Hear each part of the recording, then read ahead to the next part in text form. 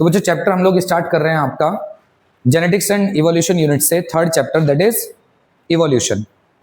सबसे पहले इस चैप्टर के अंदर आपको दिया गया है ओरिजिन ऑफ लाइफ, इस धरती पर लाइफ का जो ओरिजिन है और इस अर्थ का जो ओरिजिन है वो कैसे हुआ है।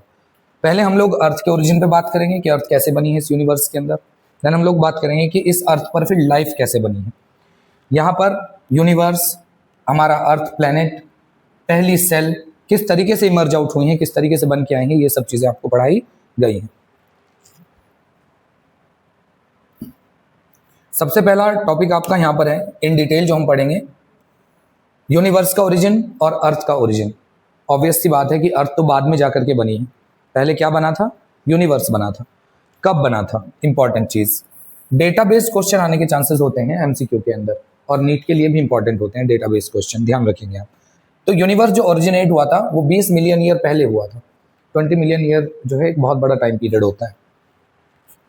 एक्चुअल में कहते हैं कि एक सिंगल जो है ह्यूज एक्सप्लोजन हुआ था, जिसको हमने क्या बुलाया था, आजकल साइंटिस्ट इसको क्या बुलाते हैं, बिग बैंग एक्सप्लोजन।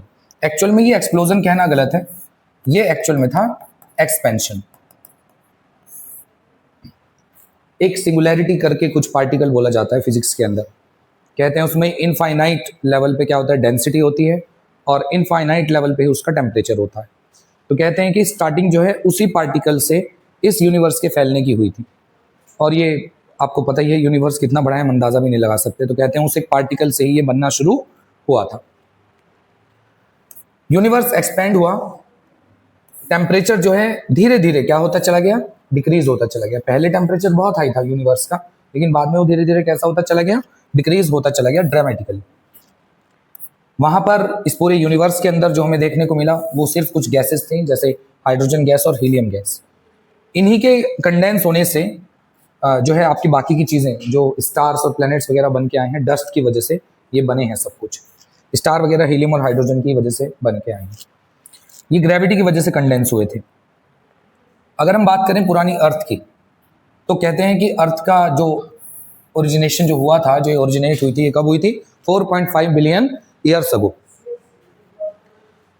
और जिस गैलेक्सी में हुई थी उस गैलेक्सी का नाम है मिल्की वे गैलेक्सी। उस टाइम पर उस पुरानी अर्थ में कोई भी एटमॉस्फेयर मौजूद नहीं था। बाद में एटमॉस्फेयर जो है वो काफ़ी बाद में जाकर के बना था अर्थ के ऊपर। पहले क्या था, हमारी जो अर्थ की सरफेस है वो पूरी तरह से ढकी हुई थी, कवर्ड थी एक मॉल्टन मास से। वो मॉल्टन मास जो था उसके अंदर कौन कौन सी चीज़ें पाई जाती थी, ये आपको याद करना पड़ेगा। एक तो उसके अंदर वाटर वेपर्स थे, एक उसके अंदर मीथेन गैस थी, दूसरा उसमें कार्बन डाइऑक्साइड गैस थी, और फिर एक और चीज़ थी उसके अंदर दैट इज अमोनिया गैस। तो उस पूरे मॉल्टन मास में जिसने पूरी सरफेस को, अर्थ की सरफेस को कवर किया हुआ था, ये आपके टोटल 4 चीज़ें वहाँ पर मौजूद थी उस टाइम पर। सोलर रेडिएशन की वजह से, यूवी रेज की वजह से जो वाटर वेपर मौजूद थे वहाँ, H2O जो मौजूद था वहाँ, उसकी स्प्लिटिंग हुई, वो 2 हिस्सों में डिवाइड हो गया, एक हाइड्रोजन और एक ऑक्सीजन, यूवी रेज के एक्शन की वजह से। अब इसमें से हाइड्रोजन गैस लाइट होती है, तो ये तो आउटर स्पेस में चली गई, और अर्थ के आसपास उसकी सरफेस पर बच गया कौन, ऑक्सीजन गैस।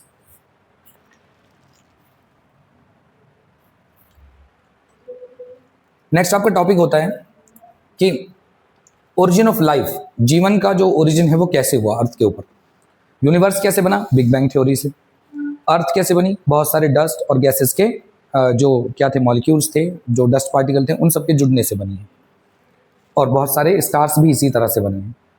बाकी अब बात आ जाती है कि लाइफ का ओरिजिन कैसे हुआ है, लाइफ कैसे बनी है, लिविंग थिंग्स कैसे बनी है इस धरती के ऊपर। इसके लिए बहुत सारी थ्योरीज आपको दी गई हैं। टोटल आपकी बुक में भी आपको लगभग 4 या 5 थ्योरी पढ़ाई गई हैं। हम लोग अभी वही सारी थ्योरीज यहाँ पर डिस्कस करने वाले हैं। पहली थ्योरी आपकी होती है पेंस्पर्मिया। ये स्पर्मिया शब्द जो है आप समझ सकते हैं कि स्पोर से आया है। तो कुछ ग्रीक फिलोसफर, कुछ ग्रीक थिंकर्स थे जो ये बिलीव करते थे कि बहुत छोटे छोटे स्पोर्स या कह लो कि सीड्स मौजूद हुआ करते थे पूरे यूनिवर्स में। वहाँ से ये जो स्पोर्स हैं कहाँ आए हैं, हमारी धरती, हमारे अर्थ पर आए हैं, और यहाँ आकर इन्होंने लाइफ का क्रिएशन कर दिया। फिर बहुत टाइम तक बहुत सारे एस्ट्रोनॉमर्स, बल्कि आज भी हैं कुछ ऐसे एस्ट्रोनॉमर्स जो इसी बात में बिलीव करते हैं, हालांकि इसके कोई प्रमाण नहीं है। वैसे तो इसमें ज़्यादातर थ्योरीज जितनी भी हैं उनका कोई प्रमाण यहाँ मौजूद नहीं है, ये जो है हाइपोथेसिस के ऊपर चलती हैं, हाइपोथेटिकल चीज़ें होती हैं। खासकर यूनिवर्स का जो ओरिजिन है उसका भी जो है हाइपोथेटिकली माना जाता है उसको भी, और अर्थ का ओरिजिन भी हम कैसा मानते हैं, हाइपोथेटिकली मानते हैं। हालांकि एक थ्योरी है जो थोड़ा बहुत इसको प्रमाणित करती है, वो कहती है, सर्टिफाई करती है कि हाँ अर्थ जो है इस तरीके से बनी होगी, या अर्थ पे जो लाइफ है वो इस तरीके से बनी होगी। तो यहाँ पर पेंसपर्मिया थ्योरी मैंने आपको बता दी कि ग्रीक फिलोसोफर मानते थे कि आउटसाइड से, कहीं से, आउटर स्पेस से कुछ स्पोर्स आए थे, कुछ सीड्स आए थे, जिनकी वजह से लाइफ बनना शुरू हो गई थी। सेकंड जो आपकी थ्योरी है, फर्स्ट थ्योरी थी आपकी, सेकंड थ्योरी है स्पॉन्टेनियस जनरेशन। इसके मायने होते हैं कि ऐसे ही खुद ब खुद स्वतः ही क्या हो गई, इस धरती के ऊपर लाइफ बनना शुरू हो गई। मतलब कहाँ से बनी वो इनका कोई लॉजिक ही नहीं था इस बात में। कहते हैं कि जो जितना भी नॉन लिविंग मैटर था, डिकेइंग मैटर था, कीचड़ था, स्ट्रॉ थे, या सड़ता हुआ मांस था, ये भी नहीं पता कि सड़ता हुआ मांस पहले कहाँ से है, ऐसा कुछ नहीं कह सकते। कहते हैं जो पुरानी सड़ी गली चीज़ें थी उन्हीं से कुछ नई चीज़ें बननी शुरू हो गई। दरअसल ये इस तरह से बेस था कि जैसे हम कूड़ा नहीं रखते और वो डिकम्पोज होना शुरू होता है, डिकम्पोजिशन के टाइम पे उसके अंदर छोटे छोटे से कीड़े बनना शुरू हो जाते हैं। तो कहते हैं बोला वो स्पॉन्टेनियसली जो क्रिएट हो गए थे पुरानी चीज़ों से, डिकेइंग मैटर से। हालांकि ये बिल्कुल जो है एक्सेप्टेबल नहीं था। बाद में इसका पूरी तरह से इसको डिसअप्रूव किया कि इन्होंने, लुईस पास्चर ने। तो इसके बाद तीसरी थ्योरी आती है पास्चर की, बायोजेनेसिस वाली थ्योरी, बड़ी इंपॉर्टेंट है। अगर इनमें से कुछ आता है इन तीन में से, तो इनमें सबसे ज़्यादा इंपॉर्टेंट यही है। एक्चुअल में पास्चर ने एक स्वान नेक एक्सपेरिमेंट किया था। स्वान नेक, यहाँ पर इनके फ्लास्क थे जिसकी नेक कैसी थी, स्वान शेप की, जैसे स्वान की नेक होती है इस तरह की, यानी इस पे एक ट्यूब लगी हुई थी कुछ ऐसे करके, एक ग्लास की ट्यूब थी, कांच की ट्यूब थी। इन्होंने क्या किया कि इसके अंदर, इस फ्लास्क के, कुछ यीस्ट रखी, ऑलरेडी जो किल्ड थी, जो मरी हुई यीस्ट थी, यीस्ट रखी यहाँ पर, और ये जो फ्लास्क था इसको पहले से स्टरलाइज कर रखा था, और जिस न्यूट्रिशन मीडियम में इन्होंने ये यीस्ट रखी थी उसको भी इन्होंने बॉईल किया हुआ था। बॉईल करने का जो कॉन्सेप्ट है वो ये है, बॉईल करने से सारे माइक्रो ऑर्गेनिज्म क्या हो जाते हैं, मर जाते हैं। और स्टरलाइज करने से, ये पूरी तरह से स्टरलाइज यानी अल्कोहल से इसको सैनिटाइज कर लिया एक तरह से, तो इसके अंदर, इस पाइप के अंदर भी कौन नहीं आएगा, कोई किसी भी तरह का माइक्रो ऑर्गेनिज्म यहाँ फ्लास्क के अंदर एंटर नहीं करेगा। अब होता क्या है कि हवा तो यहाँ से बाकायदा आती रहेगी, एयर तो जा सकती है, लेकिन बाहर से जितने भी माइक्रो ऑर्गेनिज्म जाएंगे वो सारे के सारे यहाँ ट्रैप हो जाएंगे, क्योंकि इसकी जो नेक है वो स्वान नेक शेप थी, तो इसमें कर्व होने की वजह से इसमें ट्रैप हो जाते थे माइक्रो ऑर्गेनिजम्स। तो वो कहाँ नहीं पहुँच पा रहे थे, यहाँ यीस्ट के पास नहीं पहुँच पा रहे थे। इन्होंने इसको महीनों तक रख के रखा इस फ्लास्क को, और महीनों बाद पाया कि इसमें कोई भी माइक्रोब भी ग्रो नहीं किया। तो इस थ्योरी के अनुसार तो इस मरी हुई यीस्ट से, पुराने सड़ते हुए न्यूट्रिशन मीडियम से क्या बन जानी चाहिए थी, लाइफ बन जानी चाहिए थी, लेकिन ऐसा नहीं हुआ। बाद में इन्होंने इस स्वान नेक को तोड़ करके रख दिया, तब इस एक्सपेरिमेंट को दोहराया। मतलब कुछ ही दिन रखा उन्होंने, और उनको थोड़े टाइम के बाद ही इसमें किसकी कॉलोनी मिलनी शुरू हो गई, बैक्टीरिया की, यानी माइक्रो ऑर्गेनिज्म इसमें मिलने शुरू हो गए। तो इन्होंने बोला, इन्होंने प्रूव किया कि पुराने एग्जिस्टिंग किसी भी डेड मटेरियल से लाइफ नहीं बनी है, बल्कि प्री एग्जिस्टिंग लिविंग मटेरियल से ही लाइफ बन के आती है। तो जब तक वो लिविंग ऑर्गेनिज्म कहाँ नहीं पहुंचे, इस स्वान नेक के थ्रू, जब इसको तोड़ दिया गया, स्वान नेक खत्म कर दी गई, जब तक इस फ्लास्क में नहीं पहुंचे तब तक नई लाइफ का क्रिएशन, यानी नई माइक्रो ऑर्गेनिज्म का क्रिएशन नहीं हुआ। तो प्री एग्जिस्टिंग लाइफ से ही नई लाइफ बन के आती है। सेल थ्योरी भी यही कहती है कि प्री एग्जिस्टिंग सेल से ही क्या बनती हैं, नई सेल्स बनती हैं।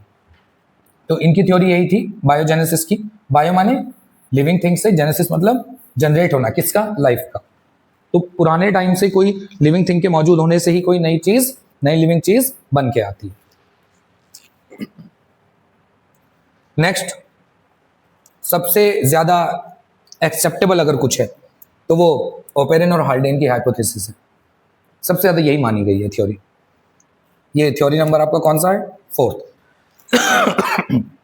रशियन वैज्ञानिक थे ओपेरिन, और इनके साथ ही इंग्लैंड के एक और साइंटिस्ट थे हाल्डेन। इन दोनों ने जो है ये हाइपोथेसिस दी थी। इन्होंने क्या किया था, इन्होंने कहा था कि पहली जो लाइफ फॉर्म है वो किसी pre existing non living organic molecule से ही बनी है। वो ऑर्गेनिक मॉलिक्यूल क्या हो सकता है, आरएनए, प्रोटीन या फिर लिपिड। इनमें से ही जो नई लाइफ बन के आई है वो इन्हीं मॉलिक्यूल से बन के आई है। केमिकल इवोल्यूशन कैसे माना जाता है, इनकी थ्योरी पर बेस्ड ही एक टॉपिक है केमिकल इवोल्यूशन। इनके अकॉर्डिंग जो इवोल्यूशन हुआ है, पुरानी चीज़ों से नई चीज़ें बनी है। What is evolution? जो स्पीशीज का बेटरमेंट होता है, पुरानी प्रीवियसली एग्जिस्टेड क्या एंसेस्ट्रल स्पीशीज से नई मॉडर्न स्पीशीज का बन जाना ही इवोल्यूशन कहलाता है। तो इनके अनुसार पहले से एक्चुअल में इनऑर्गेनिक मॉलिक्यूल मौजूद थे, इनऑर्गेनिक केमिकल मौजूद थे, उनसे धीरे धीरे सिंपल ऑर्गेनिक मॉलिक्यूल बने होंगे, जैसे कि अमीनो एसिड्स। उन अमीनो एसिड से बाद में जुड़ करके कॉम्प्लेक्स बायोमॉलिक्यूल जैसे कि प्रोटीन बन गया होगा, और प्रोटीन से फिर आगे चलकर पहली लिविंग सेल बनी होगी, कोई पहली लिविंग सेल बन के आई होगी। तो ये है आपकी केमिकल इवोल्यूशन की थ्योरी। प्रिमिटिव अर्थ में क्या क्या चीज़ें थी, कैसी कंडीशन थी वहाँ पर? पुरानी अर्थ में टेम्परेचर बहुत हाई था, उसकी सरफेस पर भी बहुत हाई टेम्परेचर था। आज की डेट में सिर्फ बाहर अगर हम क्रस्ट और मेंटल को छोड़ दें तो अंदर जो कोर है वहाँ पर हाई टेम्परेचर है, यानी धीरे धीरे पूरी अर्थ क्या हो गई है, ठंडी हो गई। दूसरी चीज़ क्या थी, वहाँ पर वॉल्केनिक स्टॉर्म बहुत आते रहते थे उस टाइम पर, जबकि पुरानी अर्थ की जो ये बात कर रहे हैं उसके अकॉर्डिंग। एटमॉस्फेयर कैसा हो रहा था, रिड्यूस होता जा रहा था, धीरे धीरे एटमॉस्फेयर कम होता जा रहा था। यहाँ पर फ्री ऑक्सीजन नहीं थी, कम थी फ्री ऑक्सीजन। और चीज़ें क्या क्या थी यहाँ रिड्यूस एटमॉस्फेयर के अंदर? Methane gas, ammonia, hydrogen, water vapour, जैसे कि हमने पहले भी डिस्कस किया है जब चैप्टर स्टार्ट हुआ था। जो ओपेनहाइमर थ्योरी है उसका पहला एक्सपेरिमेंटल प्रूफ जो दिया गया अच्छा, आपने अब तक जितने भी चैप्टर पढ़े हैं इनके अंदर अगर किसी ने कोई बात कही है, कोई थ्योरी दी है, तो उसको किसी दूसरे वैज्ञानिक ने ज़रूर प्रमाणित किया है अपना एक्सपेरिमेंट करके, और वो भी कौन सी थ्योरी को, जो उनको सबसे ज़्यादा सही लगी। तो ऐसा ही हुआ, ओपेनहाइमर वाली जो थ्योरी है वो सबसे ज़्यादा सही लगी, और उसके बाद आगे मैदान में कौन, मिलर और यूरी। मिलर, एसएल मिलर नाम है इनका, स्टैनले मिलर कहते हैं इनको। तो इन्होंने और यूरी ने दोनों ने साथ में मिलके एक ऐसी कंडीशंस लेबोरेटरी के अंदर बनाई जैसे कि पुरानी अर्थ पे थी, और तब उन्होंने वही एक्सपेरिमेंट करके देखे, उसी तरह का रिड्यूस्ड एटमॉस्फेयर क्रिएट करके देखा जिसमें कौन सी गैसेस मिलती थी, मीथेन, अमोनिया, हाइड्रोजन और वाटर वेपर, वही सब क्रिएट किया इन्होंने यहाँ। तो वन बाय वन डिस्कस कर लेते हैं पॉइंट को। 1953 में एसएल मिलर ने एक प्रिमिटिव अर्थ कंडीशन क्रिएट करी थी लेबोरेटरी अपरेटस के अंदर। इन्होंने यूज किया था इलेक्ट्रिक डिस्चार्ज। इलेक्ट्रिक डिस्चार्ज इन्होंने क्या किया था, यूज किया था। यहाँ पर ये इलेक्ट्रिक स्पार्क इन्होंने जनरेट किया था, और टेम्परेचर कितना लेकर के गए थे, लगभग 800 डिग्री सेल्सियस, क्योंकि उस टाइम पर मैंने पहले ही बताया आपको, यहाँ दिया गया है आपको आपकी एनसीईआरटी बुक में भी, कि उस टाइम का जो टेम्परेचर था वो काफ़ी हाई था अर्थ के ऊपर। तो इन्होंने 800 डिग्री तक का टेम्परेचर वहाँ पर क्रिएट किया, और किस फ्लास्क में क्रिएट किया, जिसके अंदर मीथेन, अमोनिया, हाइड्रोजन और वाटर वेपर भरे हुए थे। तो इसके अंदर यहाँ कौन कौन सी गैसेज है, मीथेन, अमोनिया, वाटर वेपर और हाइड्रोजन गैस। इस चैम्बर में यहाँ पर इन्होंने भर दिए, इसको अपर चैम्बर कहा। दूसरी तरफ यहाँ पर एक बॉइलिंग वाटर लिया। Boiling water is just like the ocean of that time. वहाँ का जो ओशन का वाटर था वो भी क्या हो रहा था, उस टाइम बॉइल हो रहा था, टेम्परेचर हाई था। तो यहाँ से जो वेपर बन रहे होंगे, ये वेपर सीधे सीधे कहाँ जा रहे होंगे बच्चों, ये वेपर सीधे सीधे इस अपर चैम्बर में पहुँच रहे होंगे। यहाँ इस इलेक्ट्रिक स्पार्क चल रहा था। ये इलेक्ट्रिक स्पार्क उस टाइम की अर्थ पर किसको शो कर रहा है, जो बिजली चमक रही होगी ना उस टाइम, ये उसको शो कर रहा है। यहाँ पर इलेक्ट्रिक डिस्चार्ज की वजह से जितने भी मॉलिक्यूल्स हैं ये आपस में इनके रेडिकल बना रहे होंगे, टूट रहे होंगे केमिकली, और जुड़ करके कोई नए केमिकल में भी बदल रहे होंगे। बाद में यहाँ पर एक कंडेंसर लगाया, कूलिंग कंडेंसर है जो कूल करेगा, ऊपर से आने वाले सभी वेपर यहाँ आकर कूल हो जाएंगे। आप सभी को पता है कि जब वेपर कूल होते हैं, ठंडे होते हैं, तो फाइनली किस में बदलते हैं, वाटर ड्रॉपलेट में। तो ये सारी वाटर ड्रॉपलेट कहाँ इकट्ठा हो रही थी, यहाँ। अब यहाँ से यहाँ तक का पार्ट देखो, ये रेडिश से कलर का जो वाटर उनको मिल रहा था, एक्चुअल में इसके अंदर मौजूद थे बहुत सारे ऑर्गेनिक कंपाउंड्स।